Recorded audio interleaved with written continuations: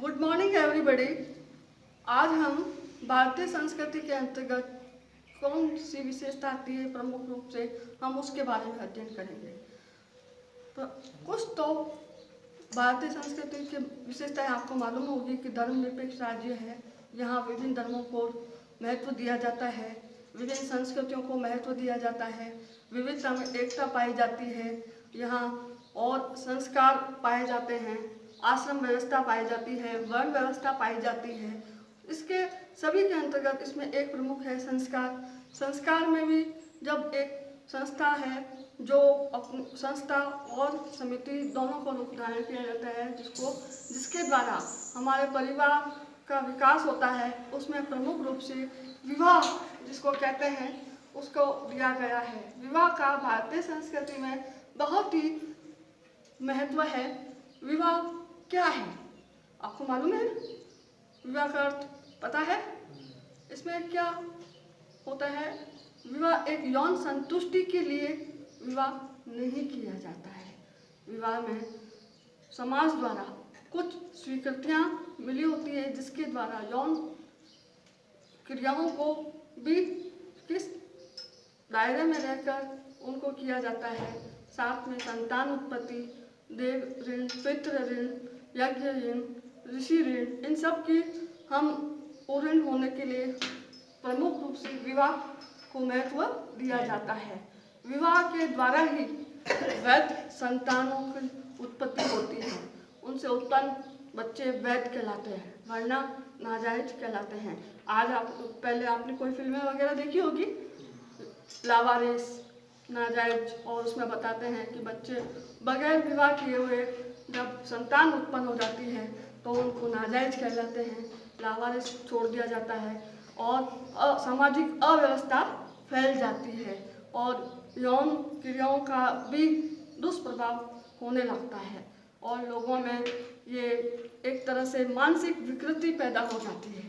इन सब को दूर करने के लिए एक विवाह को बहुत ही महत्वपूर्ण स्थान रखा गया है। इसके में क्या होता है, यौन इच्छाओं की सामाजिक स्वीकृति मिली हुई होती है। आज मान लो आपको बताया जाता है कि कोई ऐसे ही भाग जाता है लड़का या लड़की, और उनको बगैर सबूत, वो कहते हैं, फिल्मों में भी देखा होगा, मंदिर में शादियां कर देते हैं। करते हैं कि नहीं करते हैं? करते हैं ना। तो उसमें कहते हैं कि बस माला पहना दी, कोई होता नहीं है।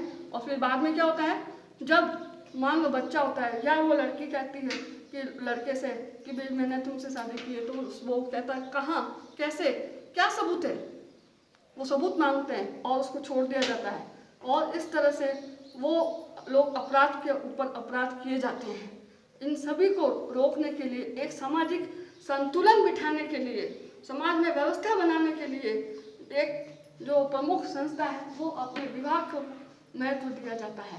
विवाह जिसमें लोगों को स्वीकृति होती है यौन क्रिया करने की, और एक नियम होता है, और एक परिवार जो हमारे दूरी है, प्राथमिक जो संस्था है, हमारे जो परिवार है, उसके विकास के लिए पहली सीढ़ी होती है अपने विवाह, जिसको मैरिज कहते हैं।